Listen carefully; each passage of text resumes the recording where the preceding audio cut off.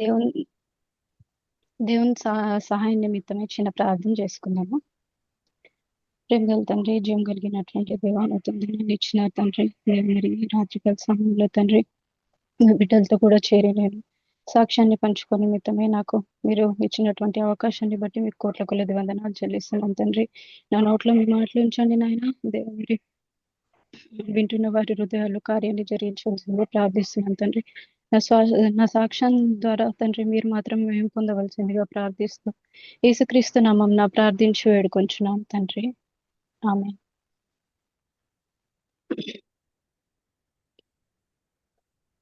ముందుగా ఒక వాక్యం చదువుకున్నాము.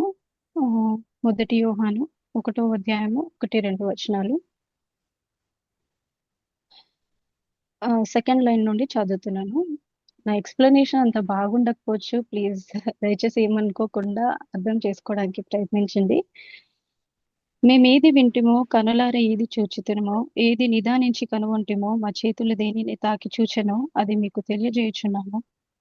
ఆ జీవము ప్రత్యక్షమాయను, తండ్రి వద్ద ఉండి మాకు ప్రత్యక్షమైన ఆ సత్య జీవమును మేము చూచి ఆ జీవమును గూర్చి సాక్ష్యం ఇచ్చచ్చు దానిని మీకు తెలియపరచుచున్నాము.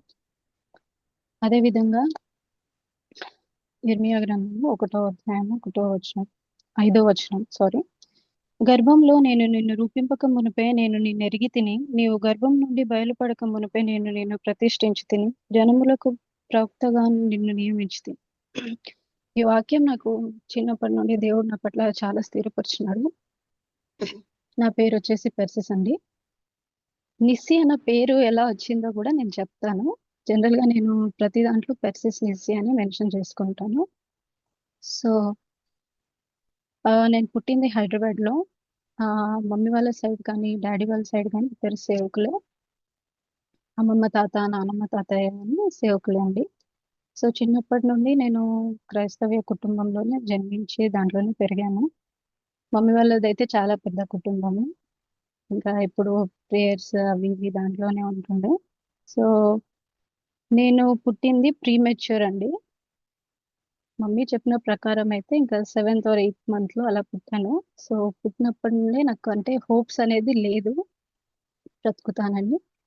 సో అట్లాంటి సమయంలో దేవుడు నన్ను కాపాడాడు. మమ్మీ ఇంటికి తీసుకొచ్చి, మమ్మీ నర్స్ కాబట్టి నాకు ఇంజెక్షన్స్ ఇస్తూ చాలా గుడ్డలతో నన్ను చుట్టేసి ఒక రూమ్ లో ఒక 3 months వరకు అలా పెట్టేసిందంట. సో తను మాత్రమే ఆ రూమ్ లోకి వచ్చి పాలిచ్చేదంట. పాలిచ్చే టైంలో కూడా నేను ఒక బ్లూ కలర్ లో అయిపోయేదాన్ని అంట, నా స్కిన్, నా బాడీ అంతా. ఇంకా వెంటనే మళ్ళీ క్లాత్లలో చుట్టేసి మళ్ళీ అక్కడే వచ్చేసేదంట. అలా 3 months నేను కాపాడింది. ఇంకా హాస్పిటల్స్ కానీ అలా ఏ హెల్ప్ లేకుండా ఆ మమ్మీ మమ్మీ ఇంట్లో చూసుకుంది. దేవుని వాక్యం ద్వారా వాళ్ళు చాలా బలపరచబడి నన్ను ఆ విధంగా కాపాడారు. దానికి కూడా కీర్తనలు 118 and 8th verse ద్వారా ఏముందంటే, మనుషులను నమ్ముట కంటే యెహోవాను ఆశ్రయించటం మేలు. ఈ వాక్యం ద్వారా బలపరచబడి వాళ్ళు దేవుని మీద మాత్రమే నమ్మకం ఉంచి ఇంటికి తెచ్చుకొని అలా కాపాడారు. నేను 5 years ఏజ్ ఉన్నప్పుడు ఇంట్లో పరిస్థితులు అంత కుదుటగా ఉండేవి కాదు. ఎందుకంటే డాడీకి సేవ పిలుపున్నా జాబ్ చేస్తూ సేవ చేసుకునేవారు. సో ఎప్పుడు చూసినా పరిస్థితులు కొంచెం ఇబ్బందికరంగానే ఉండడం వల్ల ప్రార్థన పూర్వకంగా వాళ్ళు ఇంకా హెబ్రోన్లో వెళ్ళి మాట్లాడి వాళ్ళ జాబ్కి రిజైన్ చేసేసి ఇంకా కంప్లీట్ సేవకి సమర్పించుకున్నారు. సో ఫస్ట్ మమ్మల్ని మహారాష్ట్రకు ట్రాన్స్ఫర్ చేశారు. మాజిరి అని ఒక చిన్న ఊరు అన్నమాట మహారాష్ట్రలో. సో ఫస్ట్ మేము అక్కడికి వెళ్ళాము. అది చాలా దూర ప్రాంతము. అప్పటి వరకు అందరితో కలిసి ఉండి హైదరాబాద్ లో పెరిగి నా ఏజ్ 5 అండి. నాకు 2 చెల్లెళ్ళు. ఇంకా సడన్ గా అందరికి దూరంగా వెళ్ళిపోయేసరికి అదొకలాంటి భయంగా అయిపోయింది. చాలా ఒంటరిగా అయిపోయాం అన్నమాట. కొత్త ప్లేస్, కొత్త లాంగ్వేజ్. కానీ అక్కడికి వెళ్ళినాక కూడా అక్కడ మాకు దేవునితో ఉన్న సంబంధం చాలా గొప్పది. అది నేను ఎక్స్‌ప్లెయిన్ చేయలేను. అంత చిన్నగా ఉన్నా కానీ మేము గ్రహించేవాళ్ళము. మాతో దేవుడు ఉన్నది ఆ ప్రెజెన్స్ మేము చాలా ఫీల్ అయ్యేవాళ్ళం. అక్కడికి వెళ్ళాక ఇంకా పరిచర్య స్టార్ట్ అయింది. చాలా చిన్న సంఘము. పరిచర్య సాగుతున్న కొద్దీ ప్రజలు పెరగడం స్టార్ట్ అయ్యారు. చాలా దూరం నుండి చాలా మంది వచ్చేవారు. సో, అలా దూర ప్రాంతాల నుండి గూడా వచ్చే ప్రజలు ఎక్కువయ్యేసరికి ఇంకా డ్యాడీ ఏం చేశారంటే ఎవ్రీ సండే వేరే దగ్గర గూడా ఒక సర్వీస్ స్టార్ట్ చేద్దాము. అంత దూరం నుండి ప్రజలొస్తున్నారు కదా! అని ఈవినింగ్ వేరే దగ్గర స్టార్ట్ జేశారు. అది ఆల్‌మోస్ట్ మేమున్న ప్లేస్ కంటే 25-30 కిలోమీటర్స్ దూరమండి. సో, మేము చిన్న చిన్న పిల్లలము. ఇక్కడ ఆరాధన అయిపోయి మధ్యాహ్నం తినగానే ఇంకా మమ్మీ, డ్యాడీ మమ్మల్ని ఒంటరిగా అక్కడ ఇంట్లో వదిలేసి బయట నుండి తాళం వేసుకునేవాళ్ళు గేట్‌కి. ఇంకా మమ్మల్ని వదిలేసి వాళ్ళు వెళ్ళిపోయేవాళ్ళు. అదెట్లాంటి ప్రాంతం అంటే నైట్ అయితే అక్కడ వాళ్ళు ఒక వెళ్తే ఇంక తిరిగి వచ్చే వరకు మనకు నమ్మకం లేదన్నమాట. అట్లాంటి ప్రాంతం అది. అట్లాంటి దాంట్లో గూడా మమ్మల్ని ఇంకా మేము ముగ్గురం మా ముగ్గురిని అలా వదిలేసి మమ్మీ వాళ్ళు వెళ్లి పరిచర్య చూసుకొని వాళ్ళొచ్చేసరికి రాత్రి 1 అయ్యేది. కొన్నిసార్లు 2 గూడా అయ్యేది. అప్పటి వరకు తినకుండా మేము అలానే పడుకొనుండేవాళ్ళం. అట్లాంటి పరిస్థితిలో గూడా మాకు ఖచ్చితంగా ఎవరో మా ఎంబడున్నారు అన్న ధైర్యం ఖచ్చితంగా ఉండేది. మా ఎంబడి పెద్దవాళ్ళు గాని ఎవరు ఉండేవారు కాదు. మేము ముగ్గురమే. నాకంటూ ఇద్దరు చెల్లెళ్ళు. వాళ్ళిద్దరిని అప్పటి నుండి చూసుకునే బాధ్యత నాకు పెరిగిపోయింది. వాళ్ళని చూసుకొని ఇంకా మమ్మీ వాళ్ళు 1 ప్రాంతాన 2 గంటలకి మధ్యరాత్రిలో వచ్చి అప్పుడు వంట చేసి మాకు లేపి తినిపించి పడుకోబెట్టేవారు. సో, అంత చిన్నప్పటి నుండే తల్లిదండ్రులు ఎలా పెంచారంటే ఉదయం, సాయంత్రం ఖచ్చితంగా ఫ్యామిలీ ప్రేయర్ ఉండేది ఇంట్లో. ఇంకా మా పర్సనల్ బైబిల్ స్టడీ గూడా ఉండేది. పర్సనల్‌గా గూడా మేము ఖచ్చితంగా బైబిల్ చదవాలి. ఏవైనా డౌట్స్ ఉంటే డ్యాడీ దగ్గర క్లియర్ చేసుకునేవాళ్ళం. అంత చిన్న ఏజ్‌లో ఏం అర్థం కాకపోయినా మేము చదవడం అయితే స్టార్ట్ చేసాం. కానీ వాక్యాన్ని గ్రహించేవారమైతే కాదు. ఏదో చదవాలి నాన్న భయ్యానికి అన్నట్టు చదువుకునేవాళ్ళం. సో, అలా పెరుగుతూ వచ్చాము. అక్కడ 7 ఇయర్స్ ఉన్నాము. అక్కడ చాలా అద్భుత కార్యాలండి. చాలా దెయ్యాలు వెళ్ళగొట్టబడ్డాయి. డ్యాడీ ప్రేయర్ ద్వారా. అలాంటి చాలా అనుభవాలు మేము దగ్గరుండి చూసాం కళ్ళారా. అవన్నీ చూసి ఇప్పుడు ఎవరైనా వచ్చి మీది నిజమైన దేవుడు కాదు అంటే నేను ఖచ్చితంగా ఒప్పుకోను. ఎందుకంటే అట్లాంటి అనుభవాల గుండా మేము చాలా విన్నాం. ఆ! దెయ్యాలు బడ్డం గానీ, అసలు చాలా డేంజర్ అక్కడ. ఒక్కొక్కరు ఒక్కొక్క వాయిస్‌లలో కేకలు పెడుతూ వాళ్ళు లాంగ్వేజెస్ చేంజ్ చేస్తూ మాట్లాడడం అసలు ఇలా గూడా ఉంటుందా అని అసలు కానీ మాకు భయం అనిపిచ్చేది కాదు అట్లాంటివి చూసి కూడా. ఏదో తెలియని ధైర్యం. మా ఎంబడి ఎవరో ఉన్నారు అని అంత చిన్నప్పటి నుండే మాకొకలాంటి ధైర్యం ఉండేది. మా చుట్టూ ఏదో కాపుదల కాస్తుంది అన్నట్టు. సో, అలా ఉన్నప్పుడు ఇంకా మా స్టడీస్ అంతా అక్కడే కంటిన్యూ అయ్యాయి. ఇంకా అక్కడికి వెళ్ళాక తెలుగు టోటల్‌గా మర్చిపోయాము. తెలుగు అనేది రాదు.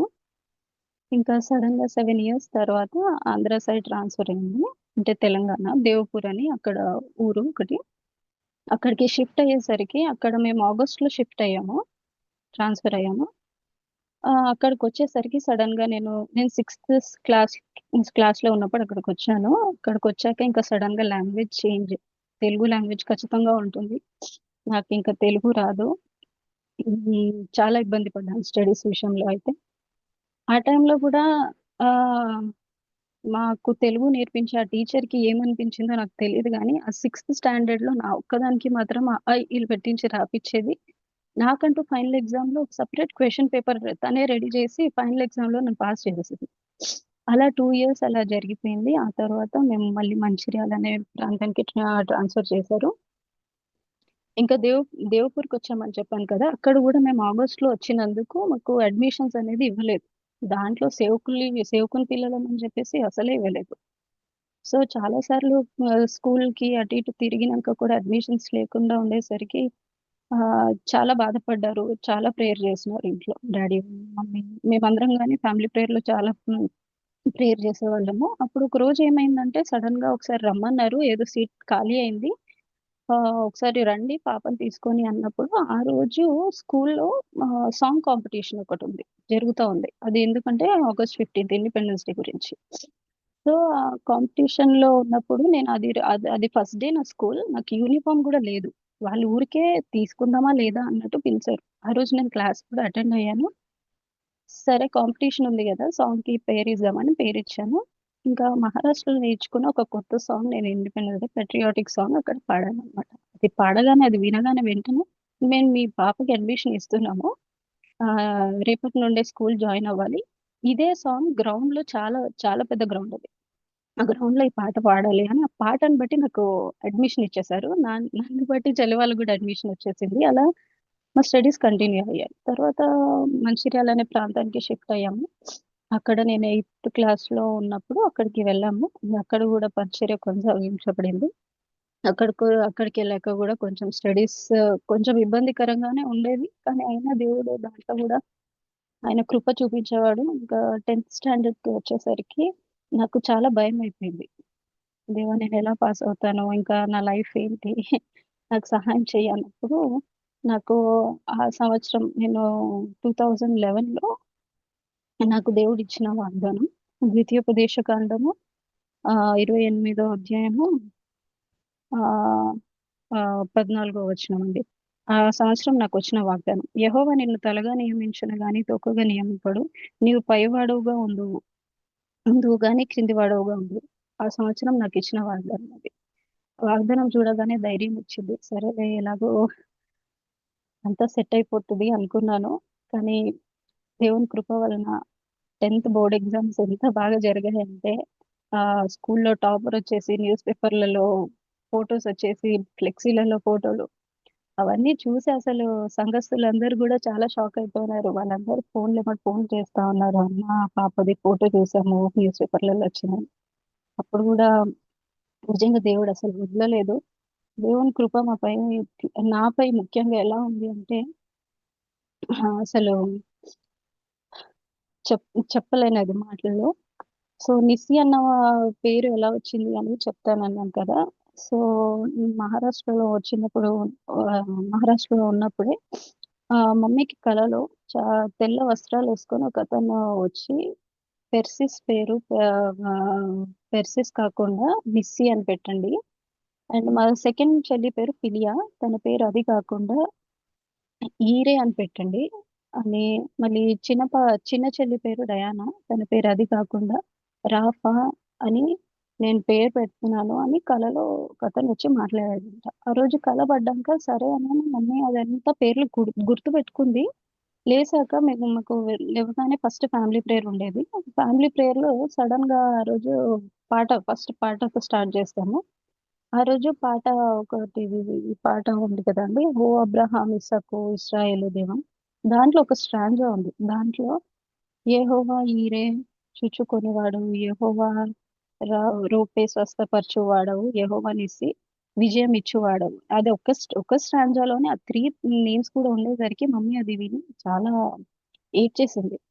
ఏడ్చేసి ఇంకా నాకిలా కలవడింది. నాకు పిల్లల పేర్లు ఇలా ఇలా మార్చమని అని చెప్పినప్పుడు, సరే అని మేము అలానే పెట్టుకున్నాము. కానీ అవి ఎందుకు ఆ పేర్లొచ్చాయని మేము ఎదుగుతున్న కొద్దీ మాకర్థమైంది. మా జీవితాలలో మా పేర్లకి పెట్టిన పేర్లకి తగ్గట్టుగా సమస్తం జరుగుతూ వచ్చిందనమాట. సో, ఇదంతా అయిపోయాక 10థ్ స్టాండర్డ్ అయిపోయింది. ఇంకా నేను ఇంటర్‌కి వచ్చేసాను. ఇంకా ఎంతైనా ఇంకా సేవకుని పిల్లలు అనంటే మందిరంలో పెరుగుతున్నాము అంతా ఉంది. కాకపోతే వాక్యానుసారంగా ఇంకా కొంచెం ఎదగాలి అనేది చాలా ఉండేది. ఆహ్, ఎట్లాగో మందిరంలో పెరిగాం గాబట్టి, ఇంకా బాప్టిజం గురించి ఆలోచించడం స్టార్ట్ చేశాను నేను. ఇంకా అప్పుడు ప్రేయర్ చేసుకుంటూ ఉన్నాను. దేవా నేను బాప్టిజం తీసుకోవాలనుకుంటున్నాను. నాతో మాట్లాడు అన్నప్పుడు నా దినవాక్యం ద్వారా దేవుడు మాట్లాడినాడు. అది అపోస్తలుల కార్యము 22:16 వర్స్‌లో దాంట్లో కనుక నీవు తడువు చేయుట ఎందుకు? లేచి ఆయన నామమును బట్టి ప్రార్థన చేసి బాప్తిస్మం పొంది నీ పాపములను కడిగి వేసుకొనుమని చెప్పాను. ఈ వాక్యం ద్వారా దేవుడు మాట్లాడినాడు. అది కూడా 2011లో మేలో మాట్లాడినాడు. ఈ వచనం నేను చాలా చాలా నెలల నుండి ప్రేయర్ చేసుకున్నాక ఈ వచనం ద్వారా దేవుడు మాట్లాడేసరికి నేను వెళ్ళి నాన్నగారికి చెప్పాను. డాడీ నాకు ఇలా ఈ బాప్తిజం గురించి నేను ప్రేయర్ చేసుకున్నప్పుడు దేవుడు ఇలా మాట్లాడాడు అని అంటే, డాడీ ఇంకా కాస్త ఇంకొక 6 మంత్స్ నాకు టైం ఇచ్చాడు. అది నిజంగా దేవుడు మాట్లాడిందేనా, నువ్వు ఇంకా రెడీగా ఉన్నావా లేదా చెక్ చేసుకోవాలి. ఇంకా ఆ తర్వాత నేను 2011 నవంబర్లో బాప్టిజం అనుకున్నానండి.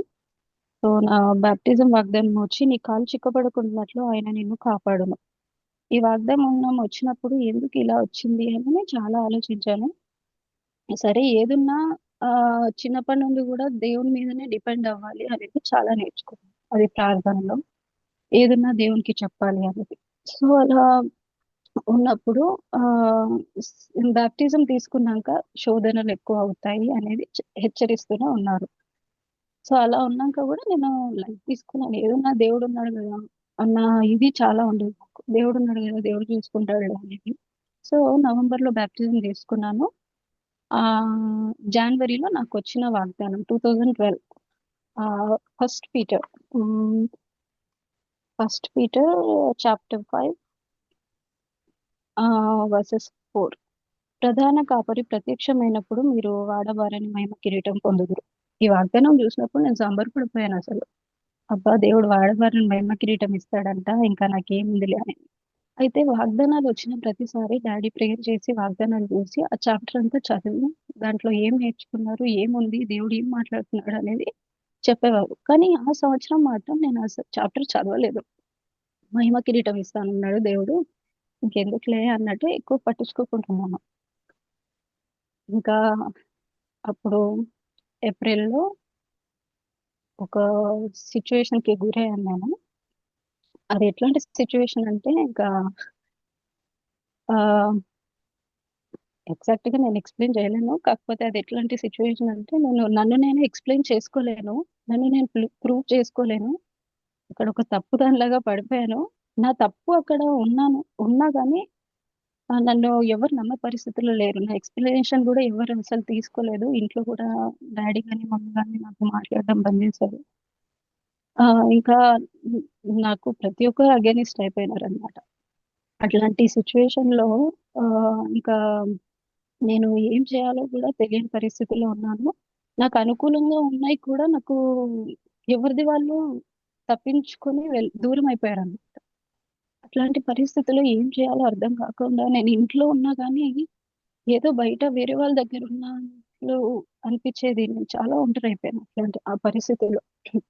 అప్పుడు తీసి దేవా నాకు వాళ్ళ ద్వారా మేము కిరీటం ఇస్తామని వాగ్దానం ఇచ్చిన, మరి ఏంటిది అని చెప్పేసి అప్పుడు నేను ఆ వాక్యం చాప్టర్ చదివినప్పుడు ఆ అక్కడ ఉంది, మీ అపవాది యొగు ఇది 8వ వచనాలు, నిబ్బరమైన బుద్ధి గలవారే మెలకువగా ఉండడి, మీ విరోధి అయిన అపవాది గర్జించు సింహము వలె ఎవరిని మృంగుదునా అని వెతుకుచు తిరుగుచున్నాడు. అది చదవగానే దేవా నాకు ముందే హెచ్చరించావు అని నేను దాన్ని నిర్లక్ష్యం చేశాను అని చెప్పి చాలా ప్రేయర్ చేసుకొని ఇంకా అలా ఒక ఫ్యూ మంత్స్ ఇంట్లో చాలా టార్చర్ ఉండేది నాకు. అంటే ఒక ఆడపిల్ల విషయం వచ్చేసరికి తల్లిదండ్రులు కానీ ఎవరు కానీ బయటి వారు చెప్పిందే నమ్ముతారు, కానీ ఒక ఆడపిల్ల తన ఎక్స్ప్లెనేషన్ ఏంటి అనేది ఎవరు అసలు తీసుకోరు. అట్లాంటి పరిస్థితిలో ఉన్నప్పుడు అక్టోబర్లో 2012 అక్టోబర్లో ఆ సండే రోజు వర్షిప్ జరుగుతా ఉంది. ఆ రోజు ఆ డాడీ వాక్యం చెప్తా ఉన్నారు. ఇంకా ఆ రోజు వాక్యం ఏంటంటే యెషయా 41:13 ఇంకా 19 దీని గురించి చెప్పారనమాట. దాంట్లో, నీ దేవుడైన యెహోవానగు నేను భయపడకుము, నేను నీకు సహాయం చేసేదనని చెప్పుచు నీ కుడి చేతిని పట్టుకొనుచున్నాను. ఈ వాక్యం చదవగానే నాకు తెలియకుండానే నేను చాలా ఏడ్చేశాను అక్కడ. అన్ని నెలలు నేను అసలు ఆరాధన చేయలేదు. దేవుడిని క్వశ్చన్ చేస్తూ ఉన్నాను, ఎందుకు నన్ను ఇట్లాంటి సిచ్యువేషన్ లో తీసుకొచ్చావు అనేది. ఆరాధన చెయ్యగానే ఆ రోజు మాత్రం నేను గట్టిగా ఎలా ఆరాధన చేశానంటే, నాకు ఏడ్చేస్తున్నాను. ఆరాధన అంతా అయిపోయింది, లేచి నిలబడి పాట పాడుతున్నాం కానీ నా కంట్లో నీళ్లు మాత్రం ఆగట్లే. నేను కంట్రోల్ చేసుకోవాలని చాలా ట్రై చేస్తున్నాను గానీ, నాకది తెలియకుండానే నేను ఏడ్చేస్తున్నాను. ఆ మాట మాత్రం నన్ను చాలా ధైర్యపరిచింది. ఆ టైంలో ఆ రోజు ఆరాధన అయిపోగానే నాకు తెలియని సంతోషం, నా భారమంతా దిగిపోయింది. నేనెందుకు అందరి మీద డిపెండ్ అయిపోయి ఉన్నాను. నాకెవరో దేవుడున్నాడు గదా!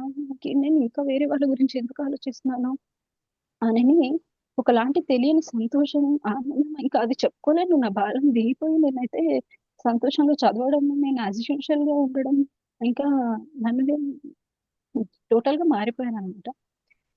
ఇంకా అలా ఉన్నాక మళ్ళీ నెక్స్ట్ ఇంకా మళ్ళీ జనవరి వచ్చింది. కొత్త సంవత్సరం. ఈసారి నాకు ఇంకా వాగ్దానం తీసుకోవాలంటే భయమేస్తుంది. దేవా! నాకు లాస్ట్ ఇయర్ అయిన అనుభవం చాలు. నాకింక ఓపిక లేదు. నాకు ఈ సంవత్సరం వాగ్దానం తీయాలంటే చాలా భయంగా ఉంది అని చెప్పి ఆ సంవత్సరం వాగ్దానం తీశాను. 2013 అది జనవరి. తీశాను గానీ అసలు చూసుకోలేదు. చూసుకోకుండా అలానే పెట్టాను. మార్నింగ్ అయింది. చాలా మంది అడుగుతున్నారు, "ఏంటి వాగ్దానం ఏంటి?" అది ఇది అంటే నేనింకా చూసుకోలేదని చెప్పాను. జనవరి ఫస్ట్ ఇంకా ఆ రోజు మధ్యాహ్నం మోకరించి ప్రేయర్ చేసుకొని, "దేవా! నేను ఇంకా వాగ్దానం చూసుకోలేదు. నాకు భయమేస్తుంది చూసుకోవాలంటే. ఈసారి దయచేసి నన్ను వీడకుండా నన్ను పట్టుకో. ఇంకా నాకు చాలు" అని చెప్పేసి ఇంకా నేను ఆ రోజు వాగ్దానం ఇలా తీసి చూడగానే ఆ రోజు నాకొచ్చిన వాగ్దానము ఆ సంవత్సరం యెషయా 41:10. 41:13 అదే, "నీ దేవుడైన యెహోవా నగు నేను, భయపడకుము, నేను నీకు సహాయం చేసేదనని నీ కుడి చేతిని పట్టుకొనుచున్నాను." ఆ వాగ్దానం చూడగానే ఇంకా నాకాగలేదు. దేవా! ఆల్రెడీ ఈ వాక్యాన్ని ఎత్తి నన్ను ఆల్రెడీ ధైర్యపరిచినావు నువ్వు. నువ్వు అదే వాగ్దానం ఇచ్చినావు. ఇక నువ్వు నన్ను విడవవు అని చెప్పేసి నేను ఆ రోజు ప్రేయర్ చేసుకొని ఇంకా ఆ రోజు నుండి ప్రతి ప్రార్థనలో ఆ వాగ్దానం ఎత్తి నేను ప్రార్థన చేసేదాన్ని. దేవా! నన్ను విడువను, నన్ను కుడి చేతిని పట్టుకుంటానని నన్ను విడవకు అని ఇంకా ప్రతి దాంట్లో దేవుని సహాయాన్ని అడగడము, పొందడం కూడా గ్రహించాను. అదంతా అయ్యాక ఇంక అప్పటి నుండి నాకొచ్చిన ప్రతి వాగ్దానంలో భయపడకుము, ధైర్యం కలిగి ఉండుము అనే అనే మాట ఖచ్చితంగా రిపీట్ అయ్యేది. అది ఎందుకొచ్చేదో నాకసలు అర్థమయ్యేది కాదు. సో, అదయిపోయినంక ఇంకా నా స్టడీస్ అన్నీ కంటిన్యూ అయ్యాయి.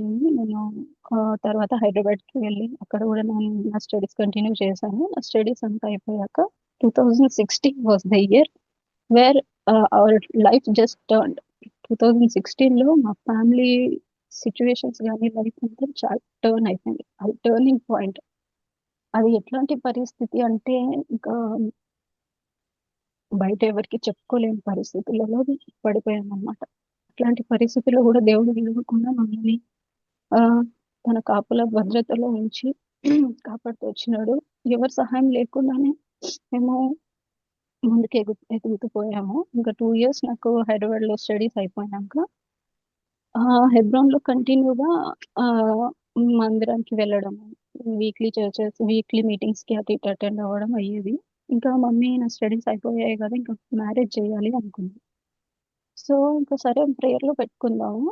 మ్యారేజ్ గురించి అని చెప్పేసి అనుకున్నప్పుడు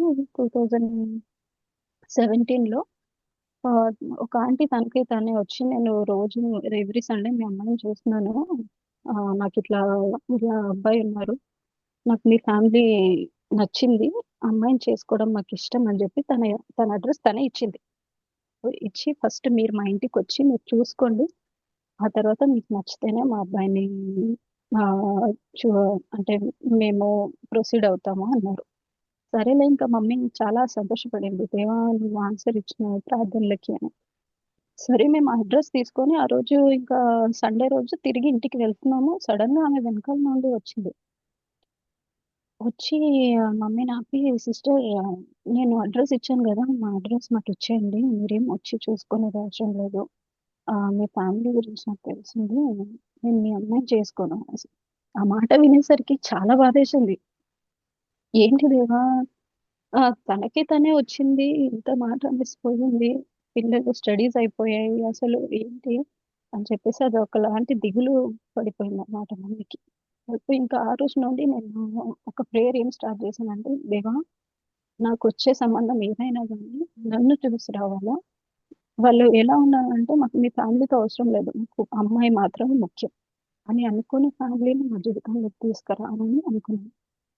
అలాగే 2017లో డిసెంబర్‌లో ఒక తెలియని వ్యక్తి వచ్చి ఒక తెలియని వారి సంబంధం తీసుకొనొచ్చింది. అది గూడా బెంగుళూరులో ఇక్కడ బెంగుళూరు వాళ్ళు ఇలా అని చెప్పేసి తీసుకొచ్చారనమాట. అయితే వాళ్ళొచ్చి చూసుకొని వెళ్లారు. వాళ్ళకంతా నచ్చింది అది ఇది అన్నారు. సో, మమ్మీ ఉండి నేను ఏదున్నా గాని ఫ్యామిలీ పరిస్థితి చెప్పి వాళ్ళు ప్రొసీడ్ అవుతేనే నేను మ్యారేజ్ చేస్తాను. లేకపోతే లేదు అని చెప్పి ప్రేయర్ చేసుకొని ఫ్యామిలీ పరిస్థితి ఇది ఇది అని వాళ్ళకి చాలా ఎక్స్‌ప్లెయిన్ చేసింది. అంతా విన్నాక వాళ్ళన్న ఒకటే మాట. మాకు ఫ్యామిలీ గురించి అవసరం లేదు. మాకు పాప ముఖ్యమని. ఆ మాట వినగానే దేవా ఇది నీ చిత్తమని నేను ఏ రకంగా ప్రార్థన చేసుకున్నానో ఆ రకంగా నాకు తీసుకొచ్చావు అని చెప్పేసి అనుకున్నాను. ఇంకా ఆ సంవత్సరం వాగ్దానం గూడా నాకు యెషయా 62:3 ఆ వాక్యం ద్వారా దేవుడు నాతో మాట్లాడినారు మ్యారేజ్ విషయమై సిద్ధపడేటట్టు. దాంట్లో ఏముందంటే, "నీవు యెహోవా చేతిలో భూషణ కిరీటం గాను, నీ దేవుని చేతిలో రాజకీయ మకుటం గాను ఉందువు. విడువబడిన దానివని ఇక మీదట నీవనబడవు. పాడైన దాన్ని ఇకను నీ దేశాన్ని గూర్చి చెప్పబడదు" అని ఈ వాక్యం ద్వారా దేవుడు నాకు వాగ్దానం ఇచ్చేసరికి ఇంకా నేను మ్యారేజ్ గురించి సిద్ధపడ్డాననమాట. ఇంగా చాలా మంది నా మ్యారేజ్‌కి రాడానికి గూడా భయపడ్డారు. అంటే ఎలా ఉంటుందో, ఈ అమ్మాయి కాపాడుకుంటుందో లేదో, తర్వాత వచ్చే కాన్సిక్వెన్సెస్‌కి మేము ఇబ్బంది పడకూడదని చాలా మంది ఇంకా దూరంగా ఉన్నారు. కానీ దేవుని కృప వలన నాది బెంగుళూరులోనే జరిగింది మ్యారేజ్. అది కూడా చాలా ఘనంగా జరిగింది. దేవుడు ఆ విషయంలోనూ గూడా కాపాడి మ్యారేజ్‌లో గూడా హెల్ప్ చేశాడు. ఆ తర్వాత 2018లో నా మ్యారేజ్ అయిందండి.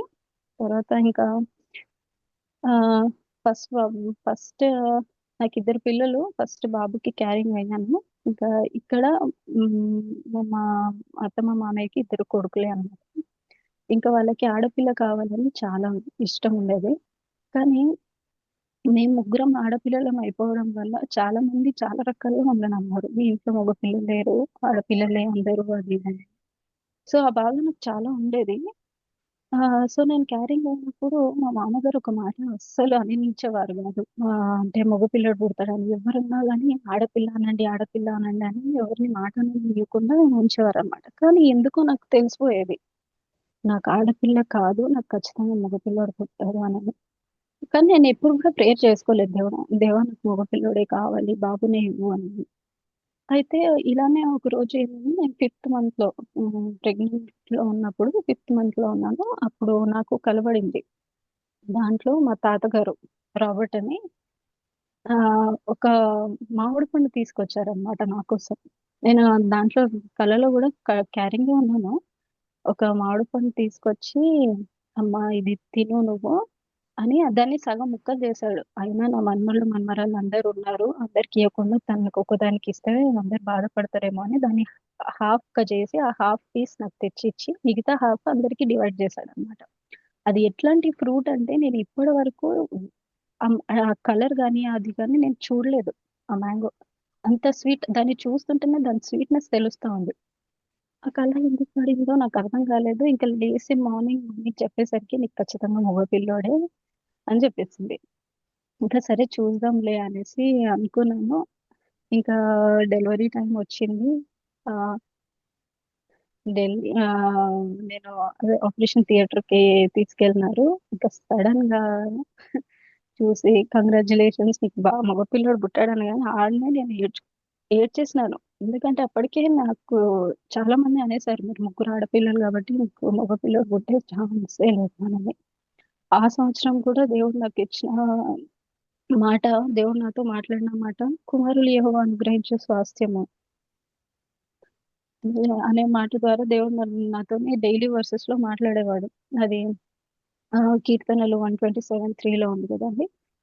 సో, అది ఆ విషయంలో గూడా నేను దేవునికి చాలా థాంక్‌ఫుల్‌గా ఉండేదాన్ని.